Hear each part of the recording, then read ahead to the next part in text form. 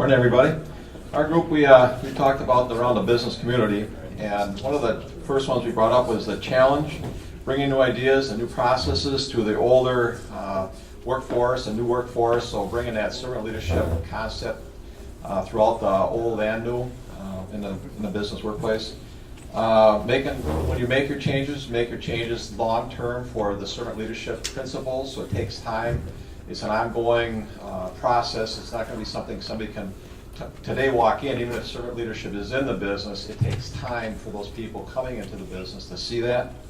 The intentional behaviors of us as servant leaders has to be seen throughout the organization, so those intentional acts that we're doing, so people, when they're walking into the organization over time, they can be seen throughout the organization.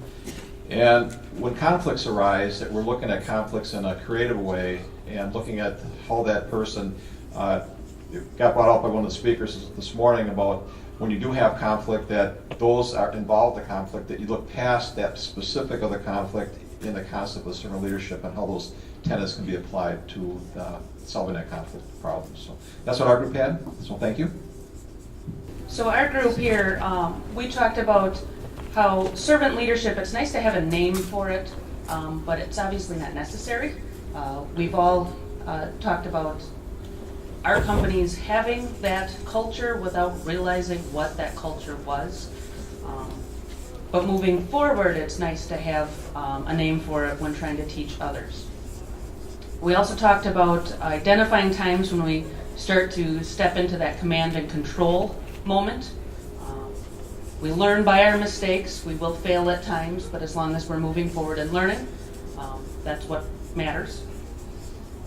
Getting people to tell their story, getting that out, finding their strengths, that's how we can help build each person up and build our companies that way. Then we also talked about leadership and self-deception, The Anatomy of Peace, two very good books, talking about servant leadership, but again, not using the name servant leadership. And that, I think, is really powerful because it's in our way of being, how we are viewing individuals and our way of being.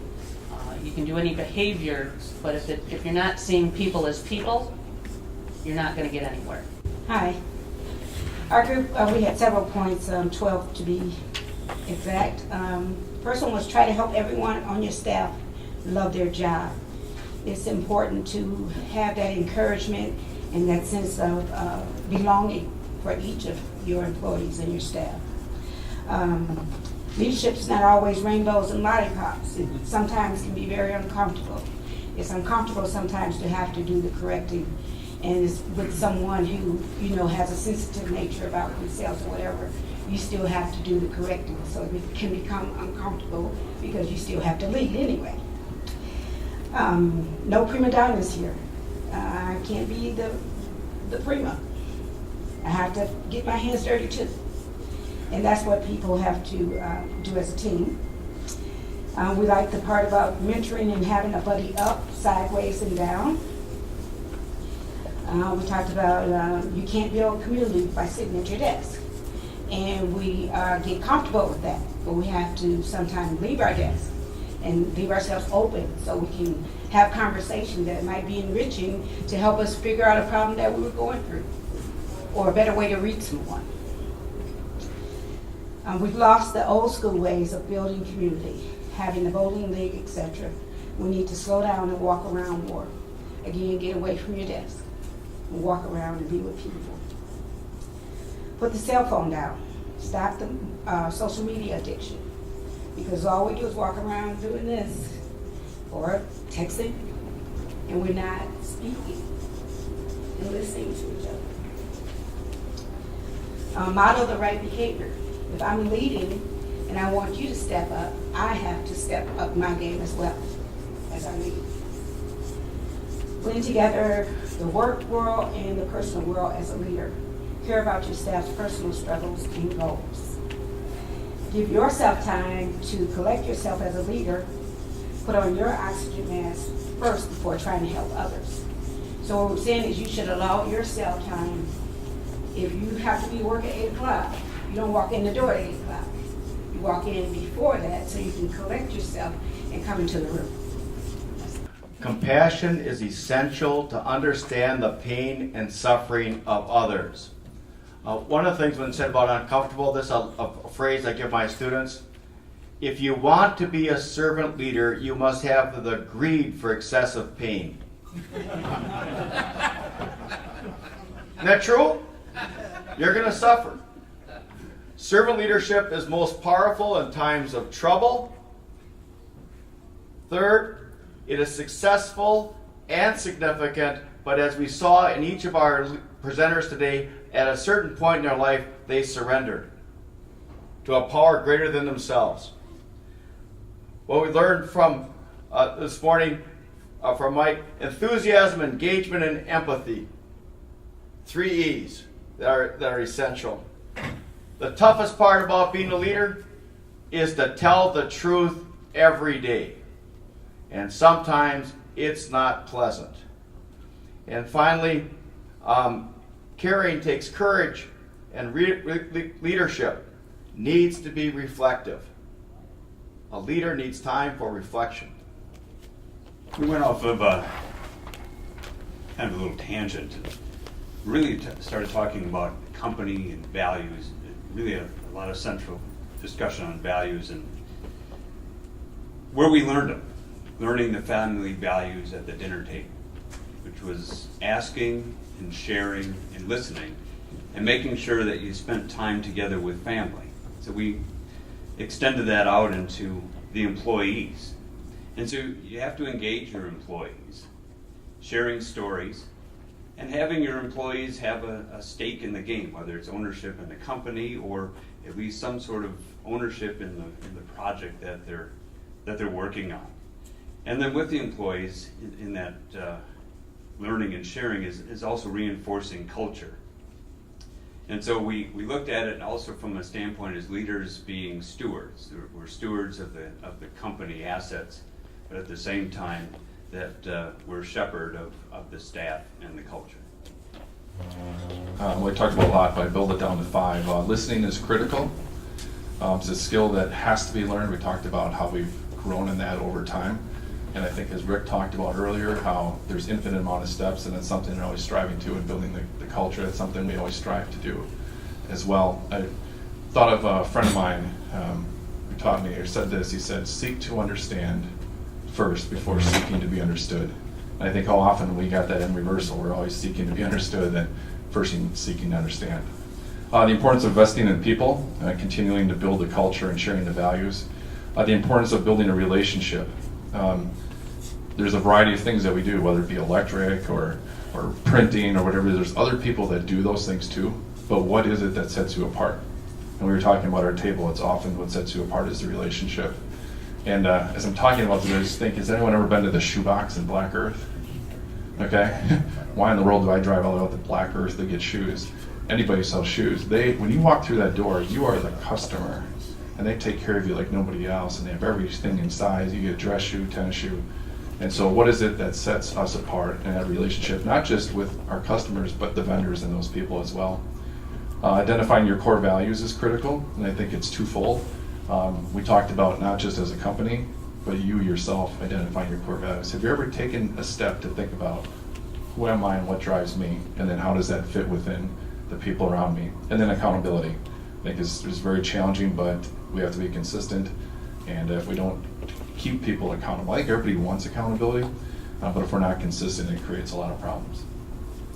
Our conversation at this table began with the question of how does one stand in front of a classroom as a professor or a teacher and demonstrate for your students servant leadership, and then it kind of migrated to how do you stand in front of a meeting, how do you run a business or nonprofit, whatever it happens to be.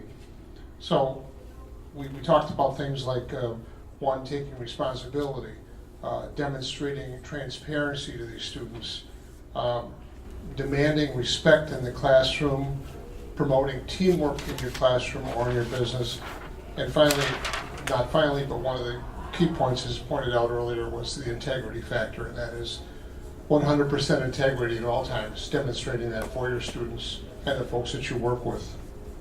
We moved on to the subject a little bit of bullying behavior. Maybe in the nonprofit or education, you don't see so much bullying behavior, but sometimes in the private industry world, we do see more bullying behavior.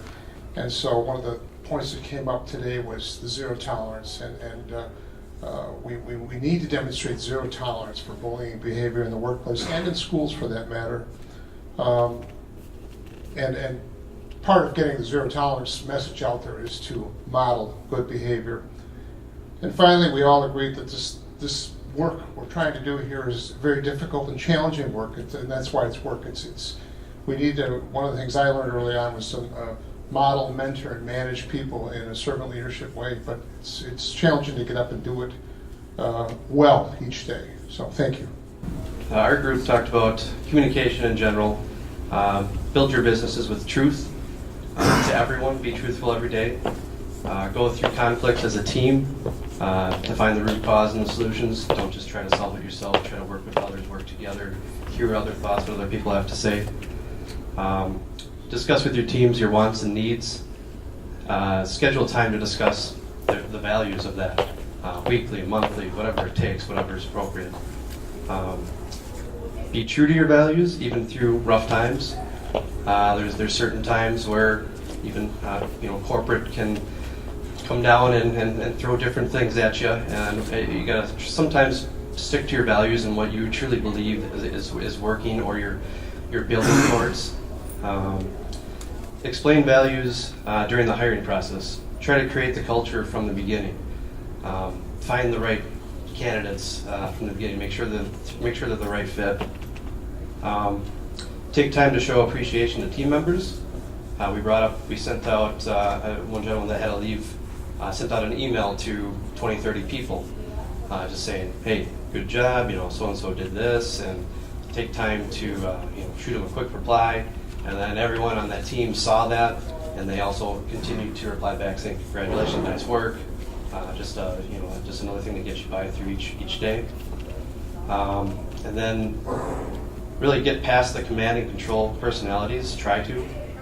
Don't just focus on numbers and results.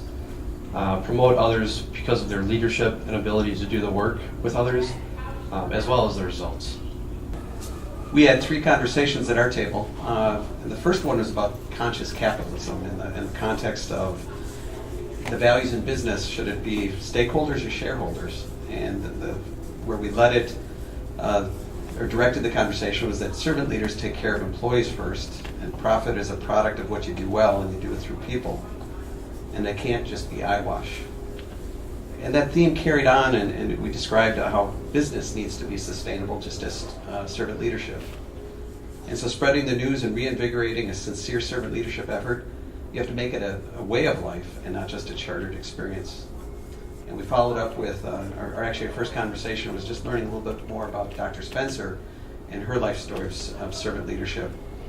And she did a lot to raise her own grandchildren in addition to her own military experience and doing this placement work here at Milwaukee School of Engineering. But it had a lot to do with breaking barriers, not just in society, but within her own family, and recognizing people's abilities and their potential. And a big component of that is a deep sense of paying it forward. So we're honored to hear that story.